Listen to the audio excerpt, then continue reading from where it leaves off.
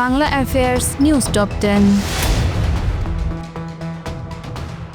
দ্রুতই দেশে ফিরে নির্বাচনে অংশ নেব বলে জানিয়েছেন বিএনপির ভারপ্রাপ্ত চেয়ারম্যান তারেক রহমান। বিবিসি বাংলাকে দেয়া এক সাক্ষাৎকারে তিনি এমনটি বলেন।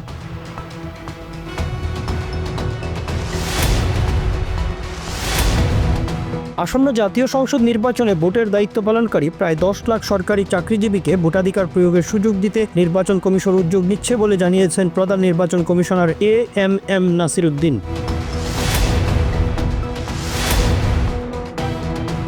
ক্ষমতাচ্যুত প্রধানমন্ত্রী শেখ হাসিনা সহ 3 জনের বিরুদ্ধে জুলাই-আগস্টে ছাত্র জনতার অভ্যুত্থানে সংগঠিত মানবতাবিরোধী অপরাধের মামলায় সর্বশেষ সাক্ষীর জেরা চলছে।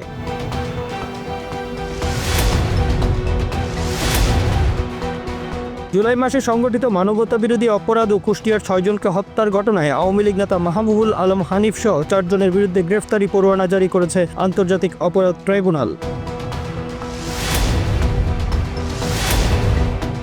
ভারী বর্ষণ ও উজানে নেমে আসা পাহাড়ি ঢলে তিস্তা নদীর পানি বিপদসীমার 35 সেন্টিমিটার উপর দিয়ে প্রবাহিত হচ্ছে। নীলফামারী, লালমনিরহাট ও রংপুরের তিস্তা তীরবর্তী নির্মাঞ্চলে দেখা দিয়েছে বন্যার আশঙ্কা।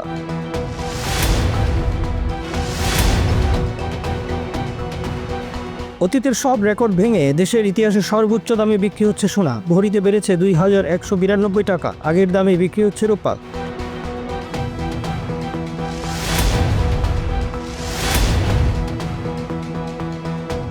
ইন্দোনেশিয়ার পূর্ব জাভা প্রদেশে একটি স্কুল ভবন ধসে পড়েছে। এই মর্মান্তিক ঘটনায় প্রাণ হারিয়েছেন কমপক্ষে 50 জন, আহত হয়েছেন শতাধিক মানুষ।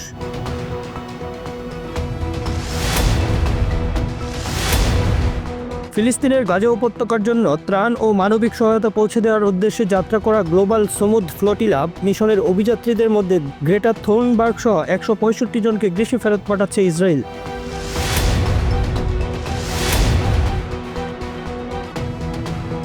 দেশে ফিরে গান ছাড়ার ব্যাখ্যা দিলেন আলোচিত গায়ক ও অভিনেতা তাহসান খান। তিনি বলেছেন, আঘাত নয়, মানুষের ভালোবাসায় সঙ্গীত থেকে বিদায় নিতে চাই।